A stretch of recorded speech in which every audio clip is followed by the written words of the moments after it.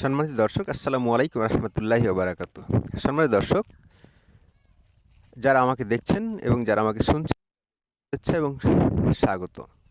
সম্মানিত দর্শক, ডক্টর ইউনূস কেন রাজনৈতিক বক্তব্য দিচ্ছেন? ডক্টর ইউনূস তো আসলে একজন অন্তর্বর্তীকালীন সরকারের প্রধান। ডক্টর ইউনূস তত্ত্বাবধায়ক সরকার বললেও ভুল হবে না। এই ধরনের সরকার হয় সম্পূর্ণ একদম অরাজনৈতিক সরকার কিংবা একজন নিরপেক্ষ সরকার। কিন্তু আমরা দেখতে পাচ্ছি যে ডক্টর ইউনূস তার নিরপেক্ষতা কি আসলে রাখতে পারছেন? ডক্টর ইউনূস তার নিরপেক্ষতা রাখতে পারছেন না। তার মূল কারণ এবং তার মূল বিষয়টা হলো যে সবসময় কোথাও যেন একটা দলকেই টার্গেট করে তাকে এগিয়ে যেতে হচ্ছে। অর্থাৎ যে মূলর নাম অদৃশ্য এক মূল, সেটা হচ্ছে শেখ হাসিনা এবং শেখ হাসিনার বিচার। এছাড়া কোনো রাজনীতি নেই বাংলাদেশে। প্রধান উপদেষ্টা সহ প্রত্যেকটা দল সকলেই শেখ হাসিনা বিরোধী রাজনীতিতে এখন শেখ হাসিনার জন্যই বরং এই শেখ হাসিনা বিরোধী রাজনীতি বা আওয়ামী বিরোধী রাজনীতি করাটাই বরং আওয়ামী লীগের জন্য বেটার বা ভালো হয়েছে। এটার মূল কারণটা হলো, যখন ভোটের মাঠে এতগুলো আওয়ামী বিরোধী ভোট সবাই যখন করবে ভোটের মাঠে, তখন আওয়ামী লীগ একটা আলাদা ফ্যাসিনেশন বা আলাদা একটা সুবিধা পেয়ে যাবে। এটা ভোটের রাজনীতি। ভোটের রাজনীতিটা এরকমই। যখন এর আগে একদিন একটা ভিডিওতে বলেছি, ধরুন আপনার এলাকায় 3 লাখ ভোট আছে। এখন এই এলাকাতে আওয়ামী লীগের যদি 1 লাখ ভোট থাকে, তাহলে বাকি যে দলগুলো আছে, বিএনপি, জামায়াত ইসলাম, নাগরিক পার্টি, জাতীয় পার্টি, আরও আছে, বাকি 2 লাখ ভোট সমানভাবে যদি ভাগ হয়ে যায়, তাহলে পক্ষান্তরে এখানে যে আসনটি থাকে, এই আসনটি কিন্তু আওয়ামী লীগের হয়ে যায়। তো আমি এই টপিকসটা নিয়ে কথা বলতে চাচ্ছি না, তার চেয়ে বড় কথা বলতে চাচ্ছি, যেটা হলো যে ডক্টর মোহাম্মদ ইউনূস কেন রাজনৈতিক বক্তব্য দিচ্ছেন। উনি রাজনৈতিক বক্তব্য মানুষ না, এবং রাজনৈতিক বক্তব্য দিলে উনি তার নিরপেক্ষতা হারাবেন। অলরেডি তার নিরপেক্ষতা নিয়েই প্রশ্ন উঠেছে। এখন কথা হলো, ডক্টর মোহাম্মদ ইউনূস শেখ হাসিনা নামক যে রাজনীতিটা, তার বিরোধী রাজনীতিটা করছেন, এই রাজনীতিটা করতে গিয়ে উনি তার নিরপেক্ষতা কীভাবে হারাচ্ছেন?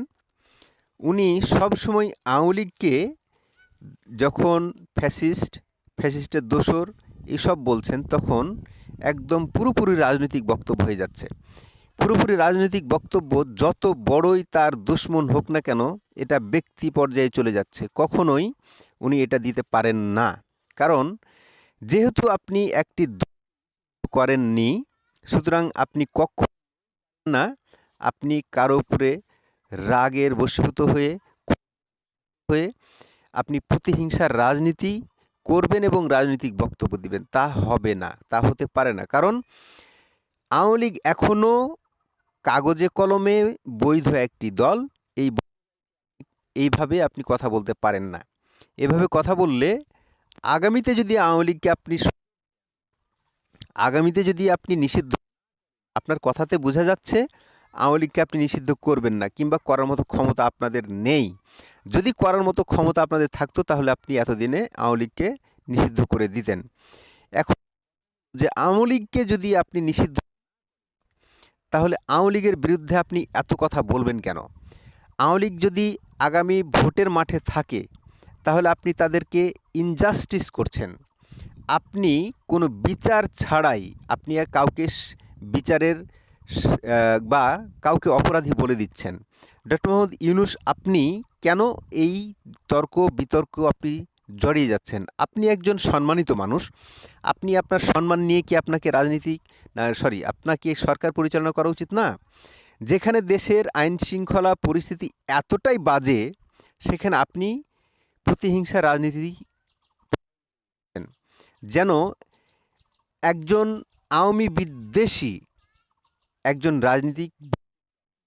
হ্যাঁ, এখন আপনাকে রাজনৈতিক ব্যক্তিত্বই বলা যাবে। কারণ হচ্ছে আপনি সম্পূর্ণটা একটা রাজনৈতিক দলের ছত্রছায়ায় আছেন। আপনি জামাত শিবিরের ছত্রছায়ায় আছেন, আপনার অতি ইচ্ছা এবং অতি সাধের দল, সুখের দল জাতীয় নাগরিক পার্টি। আপনি এখন এই দলের প্রধান, আপনি এই দলের রাজনৈতিক ব্যক্তিত্ব। সুতরাং আপনাকে আর নতুন করে পরিচয় করে দেওয়ার দরকার নেই, আপনি অন্তর্বর্তীকালীন সরকার। এখন আমাদের প্রশ্ন হচ্ছে, আমি একজন জনগণের একজন আমি যদি কাউকে নিরপেক্ষভাবে আপনাদের ভোট দিতে চাই, তাহলে কাকে ভোট দিব? আপনার জাতীয় নাগরিক পার্টিকে? আপনার জাতীয় নাগরিক পার্টিকে যদি আমি ভোট না দেই, তাহলে কি হবে? তাহলে আমি বিএনপিকে ভোট দেব। যদি আপনি আওয়ামী লীগকে নিষিদ্ধ না করেন, তাহলে আওয়ামী লীগের যদি নৌকা প্রতীক থাকে, তাহলে আমি নৌকায় ভোট দিতে পারি, কিংবা আমি জামায়াত ইসলামে ভোট দিতে পারি, আমি লাঙ্গল মার্কায় ভোট দিতে পারি।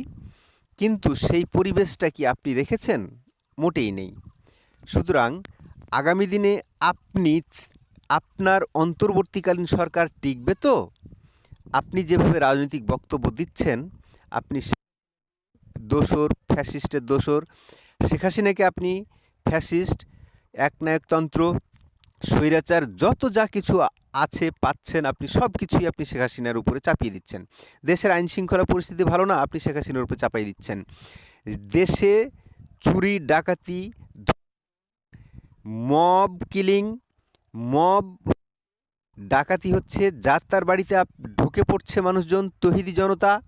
এই সবকে যখন কন্ট্রোল করতে পারছেন না, তখন আওয়ামী লীগের উপরে আপনি দোষ চাপিয়ে দিচ্ছেন যে আওয়ামী লীগের শেখ হাসিনা লাইভে বক্তব্য দেওয়ার কারণে এইসব ঘটছে। আপনি খোঁড়া যুক্তি দেখিয়ে বরং আপনি আপনার দিকে আঙুল তাকিয়ে দেখাচ্ছেন আপনার ব্যর্থতা। আপনার পর্যন্ত এমন পর্যায়ে গিয়েছে, আপনার পক্ষে নির্বাচন কন্ডাক্ট করা মোটেই সম্ভব নয়। আগামী দিনে যদি এই রাজনৈতিক দলগুলো আপনার অধীনে নির্বাচনে যায়, তাহলে দুইজন যে ছাত্র উপদেষ্টা এখনও আছে, পক্ষান্তরে আপনিও আছেন, পক্ষান্তরে ডক্টর আসিফ নজরুল ইসলামও আছেন, তাহলে কি এই সরকারটি নিরপেক্ষ? মোটেই না। নিরপেক্ষতা কখন হারিয়ে ফেলেছেন আপনি নিজেও জানেন না। এবং আপনি যে একটা নিরপেক্ষ, আপনি যে একটা ইনক্লুসিভ নির্বাচন দিবেন, আপনি পার্টিসিপেটিভ নির্বাচন তো আপনি দিতে পারবেন না। দিতে গেলে আপনাকে পক্ষপাত, দুষ্ট আচরণ করতে হবে। আপনি যদি নাও করেন, এখন হয়ে গেছে। আপনি এখন জাতীয় নাগরিক পার্টির একদম মুখ্য এজেন্ট, মুখ্য সমন্বয়ক, মুখ্য আহ্বায়ক। আপনিও এই দলের প্রাইম, আপনি এই দলের প্রধান। সুতরাং আগামী নির্বাচনে আপনি একটা সমস্যায় পড়েছেন অলরেডি। যে সমস্যাটা হচ্ছে যে তত্ত্বাবধায়ক সরকার প্রভিশন আবার ফিরে এসেছে। তত্ত্বাবধায়ক সরকার যেহেতু প্রভিশন ফিরে এসেছে, সুতরাং আপনাকে না যেতে হয় এবং অন্য কাউকে এসে 3 মাসের জন্য নতুন করে তত্ত্বাবধায়ক সরকার হিসেবে তাকে আবার শপথ নিতে হয়। এই তত্ত্বাবধায়ক সরকার এসে 90 দিনের মধ্যে একটা নির্বাচন কন্ডাক্ট করে, এটাই হয়তো বা হইতে পারে। অন্যথায় বিএনপি যদি যায়, আওয়ামী লীগকে আপনারা সুযোগ দিয়ে দেন, তাহলে তো আওয়ামী লীগ ভুল করবে। অন্য কোনো দলও যদি আপনাদের এই পাতা ফাঁদে পা দেয়, তাহলে যা হোক, আপনি আপনার রাজনৈতিক বক্তব্য দেবেন না। আপনি নির্বাচন কন্ডাক্ট করতে এসছেন, নির্বাচন কন্ডাক্ট করতে পারবেন বলে আমি মনে করি না। এখন আপনার নিরপেক্ষতা আছে বলে আমি মনে করি না। সুতরাং আগামী দিনে নির্বাচনে যে জয়ী হবে, জানি না কে জয়ী হবে, তবে এটা নিশ্চিত থাকেন আপনার অধীনে নির্বাচন হবে বলে আমি মনে করি না। দর্শক, আপনারা কে কী মনে করছেন? আপনার মতামতের সাথে আমার মতামতের ভিন্নতা থাকতেই পারে। আপনার ভিন্ন মতকে আমি রেসপেক্ট করি। সুপ্রিয় দর্শক, আমার চ্যানেলটি নতুন, অবশ্যই সাবস্ক্রাইব করে দেখবেন, লাইক দেবেন। দর্শক, কথা হবে অন্য কোনো একটি ভিডিওতে, অন্য কোনো একটা প্রসঙ্গ নিয়ে। সেই প্রত্যাশায় ভালো থাকবেন। আসসালামু আলাইকুম রহমতুল্লাহি ওয়া বারাকাতুহু।